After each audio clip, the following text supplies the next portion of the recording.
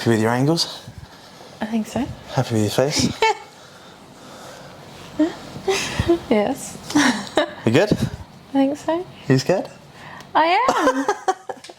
I am. All right, everybody. Welcome back to the 1% podcast.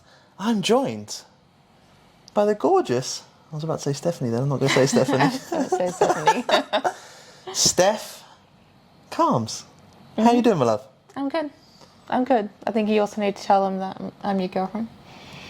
I wasn't, I was going to let the story evolve. Okay, there you go. We're just casually in our own apartment, sat on our own sofas. Spoiler alert. We can kill the podcast here. That's the moral of the story, guys. No, the way that I like to start these is going back a little bit. So I want to go back to who is Steph now. So if you get a taxi and they say, hey, what do you do? What do you do now? Who is Steph? Ooh. I'm a professional bodybuilder and coach. Probably more so leaning towards coach these days, more than athlete, but both go hand in hand, I would say. Okay. Do you think that? What do you mean? Like, I know we spoke about it, and do you think you're more going down the coaching route, kind of like 51 coaching and then 49 athlete sort of thing? No, I think it's very 50-50 at the moment. Probably still switches between sometimes probably going 70% athlete, 30% coach, and then vice versa the other way as well. So I guess it obviously depends on if I'm in prep or off season and what my focus is at the moment. So obviously in off season, I'm traveling around the world, being with my clients, and then when I'm in prep, I'm like, nope, I'm staying in Dubai and training and not moving. So I guess that's where that natural shift is. Yeah, and I think a lot of people can take before we dive into it, it's a good topic because it's that prioritization, right? I think it's just knowing when to prioritize. I always talk about like a little list. You have that priority list. So like, for example, you have your own training, you have your career, you have your loved ones, and that list changes and bounces around. But it's always that set 5. So it's just knowing, I think that's what you mean, right? Yeah. Like, Yeah, so I like to kind of think of it in 3s, to be honest. Like you've got personal life, which is like friends, family, whatever you choose to do in your personal life, and then you've got your work life, and then your other element that you mainly do. So for me, it's being an athlete. So, so I guess my off season, I steer clear. I tend to go towards very heavy with a coach and personal life, and then even though I still train and everything. To the best of my ability, my life isn't so heavy on the athlete focus and being selfish in that. And then when I get into prep, it kind of, unfortunately, my personal life goes down a little bit. So in terms of friends and family, so that's why I make sure it's a very heavy priority in my off season. So not that I'm neglecting coaching; it's still going to be the same, but the switch from like social life, personal life switches into gear to athlete life kind of thing. Yeah. No, it's nice when you kind of sit down, because obviously we speak about it, but when you actually sit down and say it out loud, like, it makes a lot of sense. I mean, like, we speak about it a lot, but it's a lot. I don't know. It just seems probably we spoke, because I think I've seen all of it, and I've seen you mostly like that work focus this time round. Sort of thing, like really work kind of driven sort of thing. I think, but before it was that kind of that prep transition, and I think I've seen kind of all sides of it now. Do you know what I mean? Yeah. I nice. think like me and my personality, I've always been very career driven. So before I was coach, my career was completely opposite. It was in sleep science. So I always had like my sleep science career, and then me being an athlete was kind of like the other side of me. Whereas like now being a coach, obviously people see my work side of it as well. And I think me as an athlete long term, yes, of course I do absolutely love competing, but I've always been mainly a career focused person. It's always, I guess, it's been my priority. So me with being an athlete, the kind of path of me being an IFBB pro, it's kind of more so been on the path to me being a very great coach and building myself as a coach Yeah. longer term. So I guess my end goal is, like, of course I want to get to Olympia and be the best athlete I can be and achieve, but the end goal is to have that end goal of being a very top coach. But I think also an important part of being a very successful and top coach is doing the path yourself. So Fuck yeah. being in the trenches, doing the work, Fuck yeah. being that athlete, and seeing, like, my path as an athlete, I kind of more so see it, I learn a lot from it rather than trying to build myself as an athlete. So through all the coaches I've had and through my own preps, even like with my last prep, my last season was absolute shocker. Probably the worst season I've had. And it was my first pro career, which isn't the best, but it's fun. I learnt so much from it. And I feel like that's the most important part of being a coach, like knowing what not to do. and then from that you figure out how you can actually be very successful in coaching someone and knowing the exact things you want to avoid and grow from there. That's good. I'm going to pull it back a little bit. Yeah, okay. So, how did you get to the position that you're in now? What kind of things did you do? What was like your early life growing up in Gold Coast, things like that? What led you to the position you're in? What were like those key kind of fundamentals? How far back do you want to go? High school. High school, okay. So, high school. It's all a blur. It's all a blur. No, I'm trying to... I remember the Friday night and then Sunday morning. I guess I've always been quite smart in a sense. So my family have always been quite like academic, do really well in school, going to university after school, which I obviously embodied that. And I was smart, but I wasn't very interested in the academic side of things. So now that I look back into like my personality, I guess I was very, very, very, very good at the things I cared about. Everything else I didn't give a fuck. So which probably comes to how I am these days. So like, I was very smart and I was like driven in selective subjects, and then the rest of school I didn't really give a shit about. And I guess on the weekends I lived a lot, I partied a lot. I had a very good party life from the age of like 13 until I was about 20.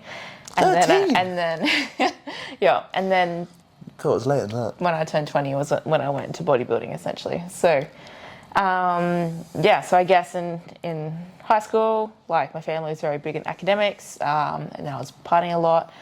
And then after school, just because I wanted me to go to university, I applied for university. I originally applied for business because I was like, I don't know what the fuck I want to do. So just pick whatever kind of average thing was out there. And then I decided, you know what, actually, I don't want to do this. Didn't accept it. And then decided working a few jobs straight after school. So I worked in a high school in like the RTCs, which was hilarious because I was an 18-year-old girl working in RTC with naughty children, 1 year below me. And Jesus. and then just worked some retail jobs as well. And then I guess after about 6 months being out of school, I was like, I started to dabble and thinking about the academic side of things and started looking what was out there. So I saw that there was an exercise science degree, and I was like, that's interesting because I've always like kind of loved, being physical and in my sports and stuff. And I was still doing my dancing at the time as well. And so I went into doing that degree, and then I continued to party. And then while I was doing that degree, I decided that I was getting a bit too old for dancing because I never wanted to take it far in my dancing, and I probably wasn't good enough, to be honest. And so I just naturally started getting into a gym.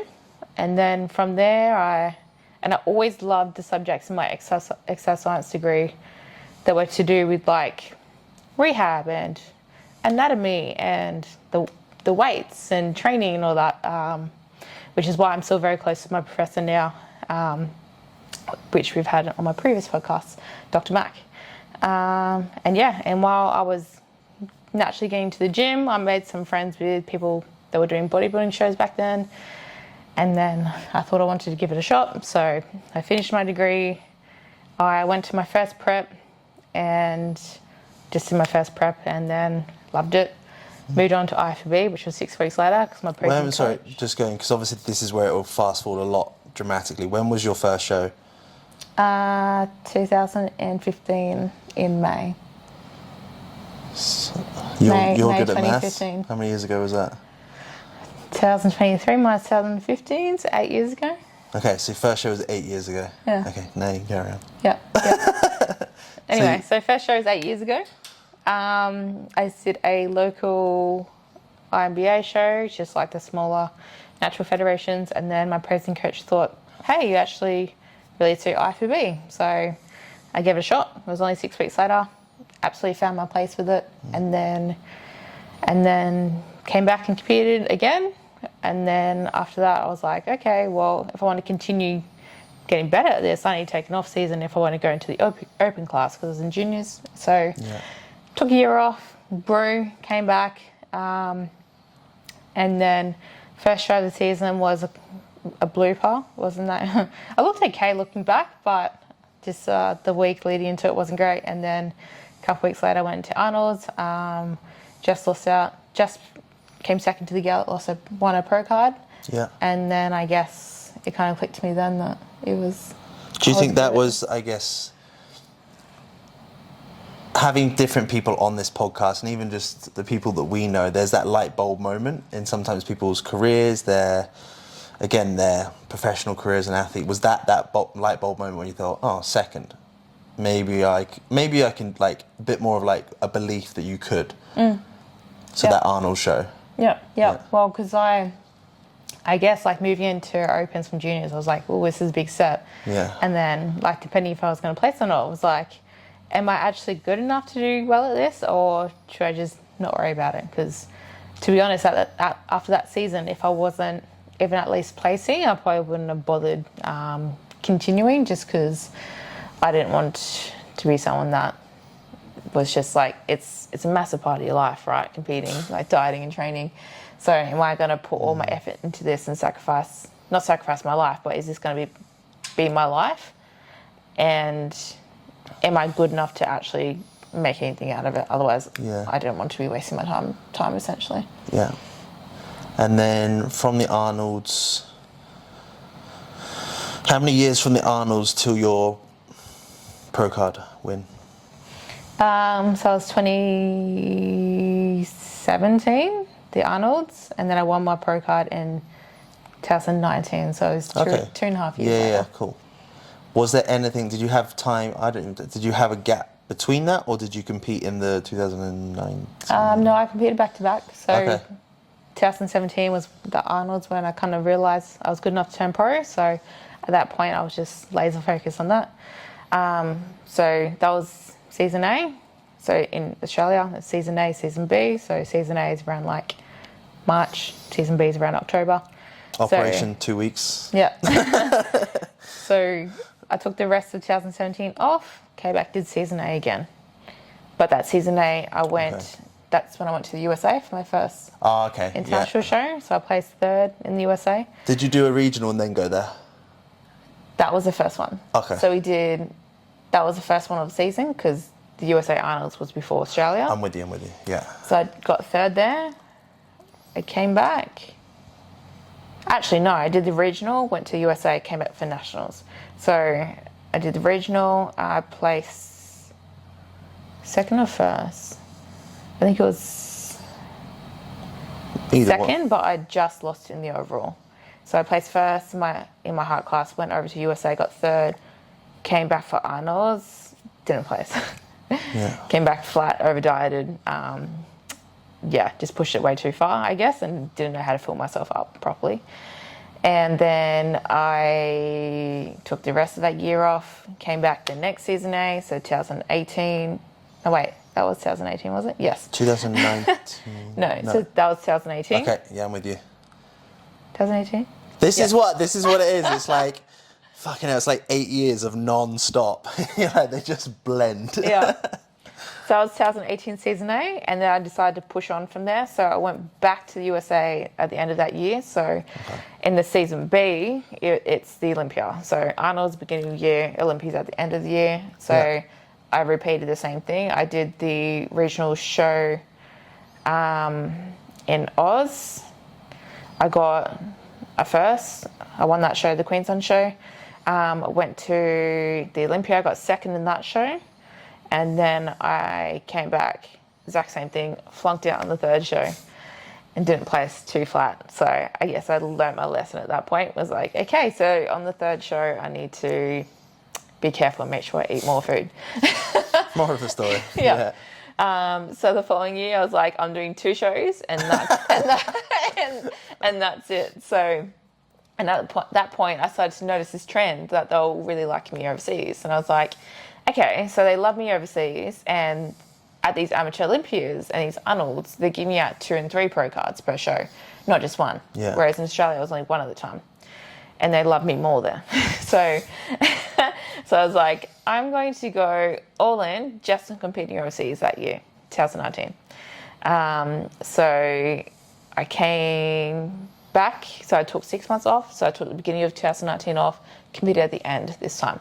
So I was looking at all these different countries, and then I was definitely going to do Vegas again because I knew they liked me there, and I wanted to do another show. And I was like weighing up cost effective and timelines. So I decided to do the Vegas show, and the Japan show was 7 weeks later. So I went all in, got another USA coach. This was my second USA coach, which ended up being the worst prep of my life. I'm not going to go into details. And so I went back to Vegas, and this is after coming third and second. So I was coming back that year to Vegas to win, essentially. I wanted a first place. Ended up getting 5th. I was completely heartbroken. Started questioning if I was even made for the sport, if I should keep going or if I should just pull the pin. And with a lot of my personal life going to shit at the time, I was about to pull the pin and not even go to Japan, even though I had the whole entire trip booked. So I came back to Australia. I was binging, dieting, because I didn't know what to do in my life. And then a few weeks out, I was speaking to Troy. And then Troy was offered to help me for my next show. And then I decided, you know what, fuck it. I'm just going to go all in. I've been binging, I look bloated, whatever. I'm just going to go for it, full steam ahead, and see what happens. So I had 3 weeks to Japan. Paid off. Yep, just literally went laser focus, all in, went to Japan, and won my pro card. Yeah. Damn. Yeah. That's full. It is full on. It is full on, and like, it's nice to sit here. I think I can relate to it from, obviously, like we spoke, like from kayaking for me, it was the same sort of thing. Like, it's so, the fucking head game behind all of that, the years, is phenomenal. And obviously your girls can relate to it, and anyone that does anything for their own, anyone that has their own business, anyone that trains to a high level and things like that, when you get those things like, am I good enough? Will I ever be able to do it? How many more fucking punches in the nose will I get until I reach this thing that I'm trying to get, sort of thing? It's that relentless mindset that is generally like, again, like I said it to you yesterday, I'm like, that's why I love you. Because I'm like, we were watching the live stuff this morning on, just on your phone, watching a live show. And she was just like, she was talking to the phone, she was like, fucking, and she was getting like well into it. It's like when you watch those football fans and they yell at the TV, sort of thing. This is the Perth Australian show, by the way. Oh, yeah. Talking about. That's the one. And it was just like, generally that's what is so inspiring in an individual to see. And again, that's why I said, like, that's why I fucking love you to bits, because I'm like, when someone's that tunnel vision and focused on something, it's very rare to find in someone. And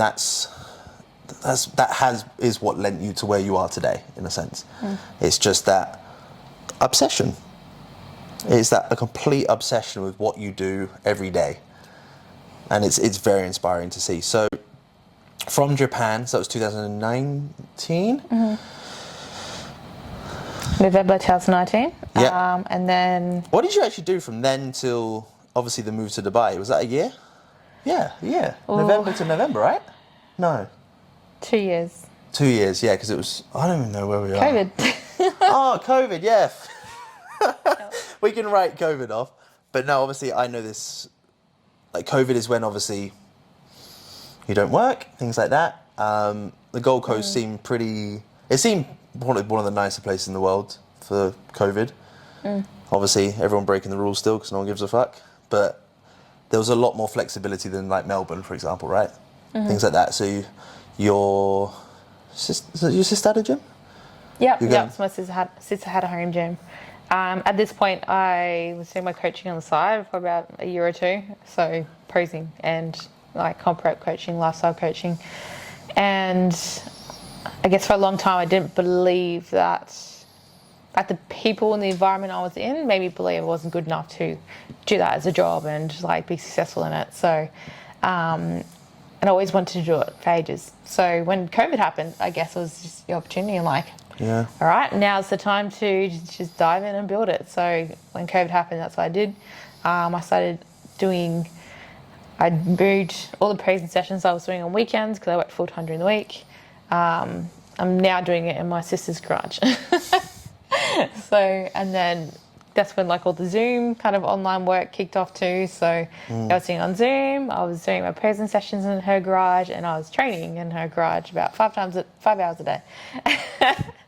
And yeah, and then I guess that's where I just built my business, and then I felt like I never came out of COVID again because I never went back to a full-time job. And because you still sit on a sofa and and we're on a laptop still on a sofa. yeah. So from, I don't know, COVID was all just a blur. COVID finished. How long did you have until you moved to Dubai? I don't even know that time. Like what? I don't. So COVID probably went for a few months in Queensland, where I'm from the Gold Coast. So the borders were locked down, so we couldn't leave Queensland, and Brisbane kept shutting down. So we're basically just on the Gold Coast living our best life.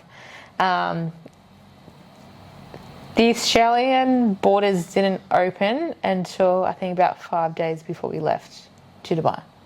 Did you actually have the flights booked and Yes. it was still closed? Yes. So you just hoped they would be like open almost. And Well, because we got offered a sponsorship in Dubai, so we actually had an excuse to leave. Okay. So we were like, okay, this is the date we want to leave. This is a valid enough reason to leave for the Australian government to let us leave Australia. So we were applying for our like passes essentially to leave the country. And as we were applying for it, we started hearing these rumours that the borders are probably going to open on a certain day. And we're like, shit, this is like a few days before we leave. Actually, I think it was only 2 days before we left. And because we left on the 19th, and it was something like the 15th or 16th that they opened it. And as we're applying it, the Australian government actually replies to us saying, look, we're not going to process this right now because the borders... They are going to open sort of thing. Basically saying, yes, they're going to open. So we're waiting, hoping that these borders are going to fucking open, and we had to get vaccinations because, like, I'm not anti, I'm not pro, whatever. I'd rather not get it, but I guess I was like, the decision I made, I was like, if I want to go to Dubai and get out of this country, I have to get the vaccination. And we need 2 weeks between the first and second vax. So we started getting that ball rolling. That's why we chose that date to leave Australia. Borders opened. We got enough flight and off we went. Damn. And the rest is history. Yeah. And then you came here obviously with the sponsorship with Fit and Glam. Are we allowed to say? Yeah, like you came here with Fit and okay, Glam, yeah. and then it just didn't work out. Yeah. Yeah, I guess that's fine. Yeah. I've said it now, so it's fine. I don't edit these, so it's fine. Yeah. It didn't work out. I chose to not carry on with that and proceed with my business online. That was always my main priority. But I also love Dubai, so I decided to stay, carry on, and I guess, and then continue with growing my online business. And I'm still here, so I'm very grateful. Yeah, and that's been November's when you got here, right? And then I met you in the December. So it's been like, what, fucking, like, it'll come around to like a year and a half in no 16 time. months? Yeah. Yeah. It's been 16 months. Shit. That's flown by. Damn. That's crazy. And then December I met you. And literally the rest is history. Well, you can tell our story. You can do. And then you were looking for a place to live, right? This is what I think my mum, like, because obviously you left Fit and Glam. You're looking for a place to live. And I think it was when my mum was here, sort of thing. And you were, I think, you must have been still there, right? No, you got did you get an Airbnb? No, so when I left Fit and Glam, I had to leave my apartment because they also gave me my living arrangements and everything here. If anyone understands Dubai, it's a very tough place to move to. It's a lot of culture shock and they do things so much different here. Yeah. So when I left Fit and Glam, they said I had to immediately leave my unit. And then I let me have it for the rest of that weekend. So essentially I had 2 days to find a new place, which is essentially impossible in Dubai. Yeah. And Brandon let me. The moral of the story stay is with it. I really fancied her. So I was like, hey, just come and stay here as long as you need to. And that was it. Yeah, and then I That was decided. it. No, that was it. She was looking for places to live, and I was like, I was a bit gutted. Because I was like, damn, she's going to move out. You got mugged almost. Yeah, I almost got scammed. Trying to find a short-term apartment because you can't actually get rentals without your residence visa, which I was in the process of doing. I found this nice unit at the marina. I was like, oh, this is a good price. And then going through the whole process, they sent me this payment link. Anyway, the payment link page was like this Bitcoin page. And I was like, this is a bit sus. I think I ended up entering my,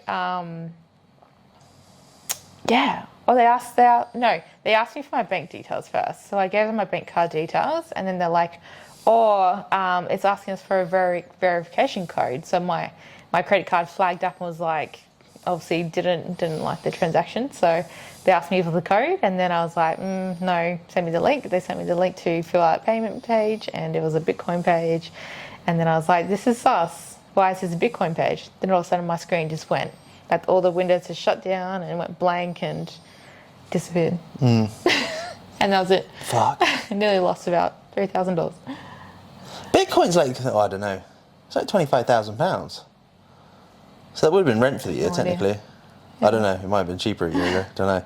But so I remember that and I was like, just stay here, it's fine.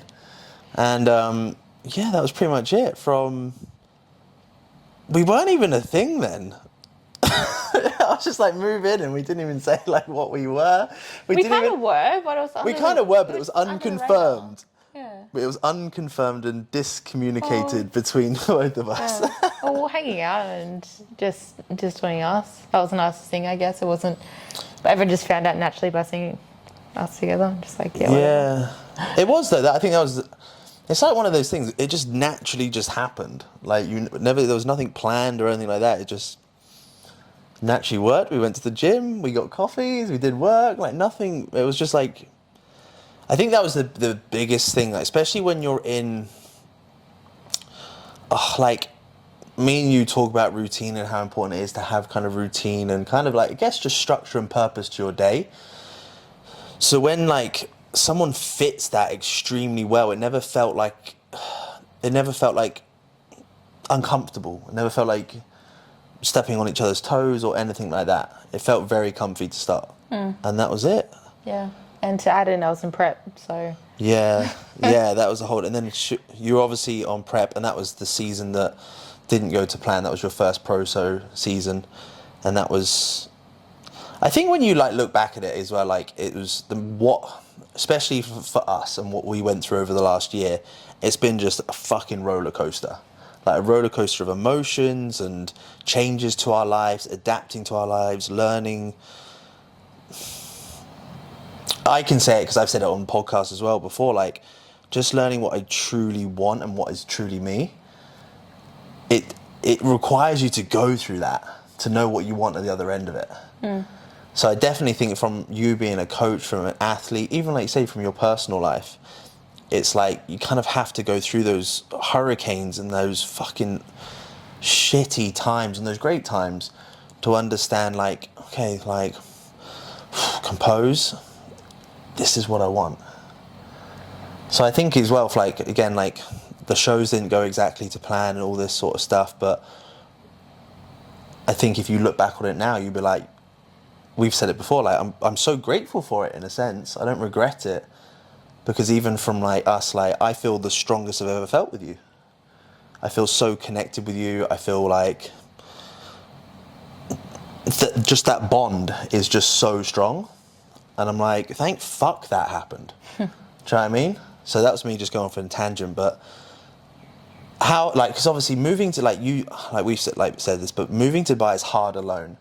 You moved here, you started with a company, then you did your own thing, then you moved into this random guy, then you were prepping for a show, then you went to the US, then you were traveling the world prepping girls. Like, it's been a crazy year. Sorry guys, technical issue. I actually don't know where it cut off from, so I'm just going to wing it and carry on. I think it was like, I remember I just checked then, it said Bond. So I'm guessing that was pretty close. Yeah. And then I asked you, I don't know if the question even popped up, I'm going to carry on. Let me recap the question. Over the last year, what's the biggest thing? What's the 3 things that you've learned about yourself that you can tell someone watching this episode that will help them out? Fucking go after what you want. Just like, I guess last year, yeah, it was fucking exhausting, but even though everything didn't work out, it always works out eventually. As long as you're persistent and you keep showing up, you're gonna have shit days, you're gonna have shit seasons, you're gonna have shit months. But at the end of the day, the person that doesn't give up and keep showing up is gonna win. Last year I had a shit season with my competing, so I guess hopefully in the future that turns around, because it was just one shit season. With you, I guess I didn't give up. I came and flew to Dubai at last minute to try and fix it. That didn't get fixed in that couple of weeks. I went back, and then it wasn't until a few months later ended up getting fixed. And then when I came back to Dubai, and the rest of the year was a lot of traveling, a lot of flying, a lot of sacrifice in my own training to be with my clients and for them to grow, and for me to grow as a coach through them as well. And it was fucking exhausting. And trust me, before me and my leg even went to overseas, I remember being like, I'm so tired and I'm so done with traveling. All I want to do is just train and be in one place. But we pushed through and we fucking killed it, and it was the best. She did really well. She did very well, and I'm so glad. I'm so glad that we did it. And yeah, as a year as a whole, it was exhausting, but you know, that's growth. You got to go through the hard. Yeah, I think that's the thing as well. Like, you'd be like, it's okay, and then something else will punch you. It's okay, and then something else punch you. That's literally what last year felt like. 2022? Yeah. 2022. You're like, good week, shit week. Good week, shit week. It was, but like, I know that you wouldn't change a thing, like the development you had as an athlete, as a coach, as a woman, as a partner, everything. It's been everything that you needed, 100%. And I can definitely relate to that. I'm like, it was a year where I'm like, I'm glad I got that out of the way. But yeah, it's full on. It's full on. We're smirking here because we've had the conversations, obviously, and things like that. But it was, and so I guess that's all I got to say with it, to be honest. Yeah. You learned some big lessons. I think you believe in yourself now. Yeah, definitely. I think the biggest one is that I actually believed, sounds really silly, but maybe if guys listen to this as well, like, I believe that was good enough for you as well. Do you know what I mean? I think that was the thing. It's like, it's not so much about kind of, I think where obviously you don't believe in yourself, so why do you think someone else will have that belief in you? So I was like, why does she want to hang out with me? Why does she want to, like, I'm just like, and I don't believe that I'm good enough for her, so what the fuck does she see? Sort of thing. And I guess it's only over time and things like that where I'm like, oh, maybe it is the little things, and maybe it is because I do this, or maybe it is just because I'm just me. I've got nothing to hide or whatever it is. And sometimes, again, that's why I like these podcasts, because I'm like, you can ask me any questions, you can send me a DM, like, you can just turn around and ask a question. I'll be like, yeah, that's it. And I think it's just being like, oh, this is me. So you can either, anyone in life can love it or hate it. I'm like, great. Be easier if you hated it. Have less people to worry about. Mm-hmm. So no, I think that was the biggest thing that I definitely got, and just truly down to how much, like, I've never been in love before. Like, I had this conversation with you. I've never, I love my mum and I love dogs, but I've never loved like a separate human. So I'm like, for me, having love for the first time, I was like, oh my fucking God, this is scary. Like, never felt like this. And it was almost like, oh, I feel really good. Is that a bad thing? Like, and then it's typical thing, like, do you sabotage this? Do you, don't panic sort of thing. But then knowing, like, I loved how vulnerable falling in love felt. And it's like I say to you, I'm like, I admire you as a coach. I admire you as an athlete, as a daughter, as all these kind of labels. But literally before we start this podcast, and I was like, if you lost 5 of those labels, I don't care, because I love every single one just the same. Like, if you turn around and be like, I'm done with competing, fuck this, I'm over it. Like, cool. Nothing changes for me. I'd support you and guide you down that line. If you turn around and be like, I don't want to do this coaching thing anymore, I'm over it, I'm tired, I'm sick, I'm like, cool, like, this is going to be a hard transition, but I got you, sort of thing. So I think that's the biggest thing, like, it's learning to believe in myself and learning how to love someone properly. I think that's along with like a million other lessons I learned last year. Yeah. But I guess, just like what you said, like, I don't care what you do, what you choose to do. I always support you as well. And it's now the reason why I love you is because the person of who you actually are, your morals, how you make me feel, how you treat other people, how you ground me, because I can be a bit wild. Yeah, it's just so much for a day off or filming a podcast. Yeah. But I guess in the beginning, what you were focusing on, what you thought I focused on, was totally different to what I actually cared about. So yeah, I think it's only until now that you see that. And yeah. Biggest thing is just talking, right? It's like the same when you say to work and your clients, just talk to me. And you're like, the easiest thing you can ever do with any relationship is just communicate. How do you feel? Are you good? Are you sad? Is this what you want from me? What do you need right now? What can I, all this sort of stuff. It's like, how do you, like, we talked about this, it's like, how do you want to be loved? And then vice versa, like, you could turn around to a client and be like, sometimes it's like you're learning, how do they need to be coached? Do they need more hands-on? Do they need you to back off and not communicate as much? They just need to let them crack on. Like, there's probably a lot of your girls that you just like, right, here's this, go crack on, I'll speak to you in a week. If you text me and say, how you doing? Don't do that, I'm in prep, I'm fucking hungry, I'm tired, do you know what I mean? You know the response is gonna be. But some people need that little text. Yeah.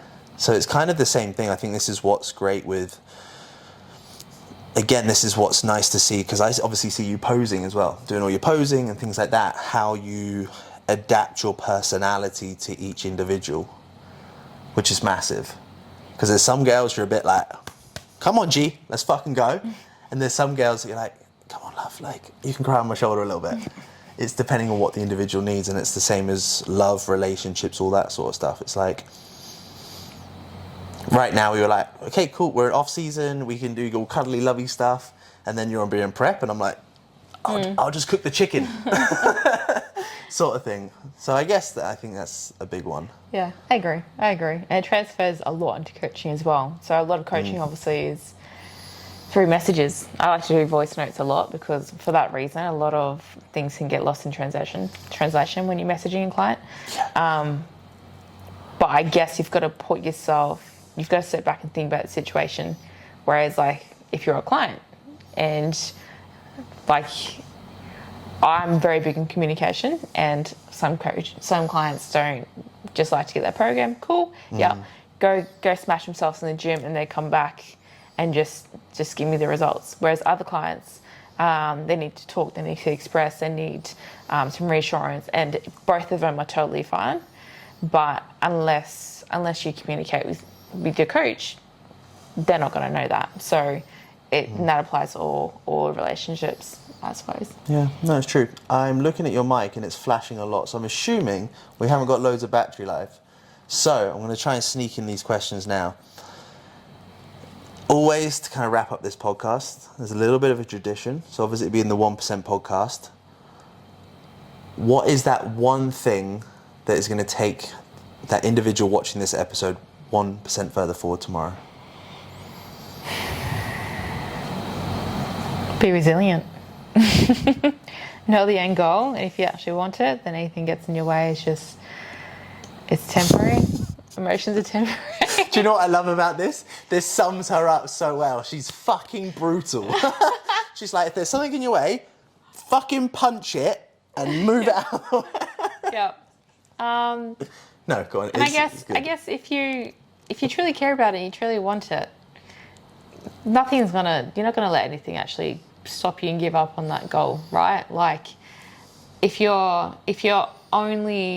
goal is created out of insecurity, and say for example you want to compete because you're insecure about your body, you actually don't like the dieting, you don't like training, you don't want to get on stage, but you're doing it for that external approval, then it's like, of course, if anyone says anything, it's gonna impact you, and like obviously you shouldn't be competing, right? Yeah. Whereas like if you've got this end goal, of course you're going to get outside noise, and you just need to filter it out and be like, this shit doesn't matter. What matters is my end goal. I want to do this. If you guys think I should be doing it or not, it doesn't fucking matter. Just head down, bum up. Quick cut before, I love it, like just kind of go after it, which is amazing. Like we will wrap up on that, but it kind of just got me thinking, like bikini in general is a massive class right now compared to when you started 8 years ago, right? So you've seen it grow massively over that 8 years, as in pure numbers. And obviously you get a lot of men, women now that are jumping on stage or planning to do a prep and things like that. I believe for the wrong reasons, 100%. What is your opinion on that? Like you say, they're doing it for the gratification or the insecurities and things like that. Do you think because I sometimes think it's a good thing they do it to understand, like, because I think in a prep you learn a lot about yourself. Like the first prep, the same reason. I did a prep to prove, be like, I'm in the fucking fitness industry now, I'm just going to do a prep to prove that I could do it. And then from then on I was like, I did my second one and it was shit. And I was like, lost the confidence to do it. What do you see? It's a fine balance, but what do you see? Do you see it as a positive or negative that everyone wants to be a bikini athlete now and to be a pro? Do you know what I mean? If that makes any sense, that kind of question. Well, the man that loves walking is gonna walk the furthest. Yeah, that's a good point. Yeah, that's a good quote. So if you're someone that truly loves it, you'll keep going, right? Without the outside gratification now.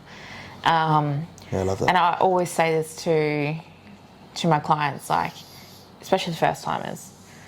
Why do you want to win now? Why are you putting so much pressure on yourself to wanting to win this show? Yeah, great. If you win, awesome. But I can guarantee you that the people that are probably winning quite easily will not be here in a few years' time. Maybe even next year or the year after, especially not 5 years later. Or they're probably going to be, still at that lower level. Yeah. And anyone that has achieved greatness has built themselves, right? And there's that there's an element to that if you're actually driven towards this and it's you and it's what you care about, you're going to naturally get so far with it. Yeah. And if you're doing it for like the wrong reasons, you're going to either stay at the same level or you're probably going to drop off. So you've got to think about the sport as a marathon, not a sprint. And the best people started from the beginning. Yeah, I guess like you say, like from 8 years ago when you first got on stage to a pro card, how long was that? How many years was that? 4.5 years. Yeah, and you feel like you're just starting still, right?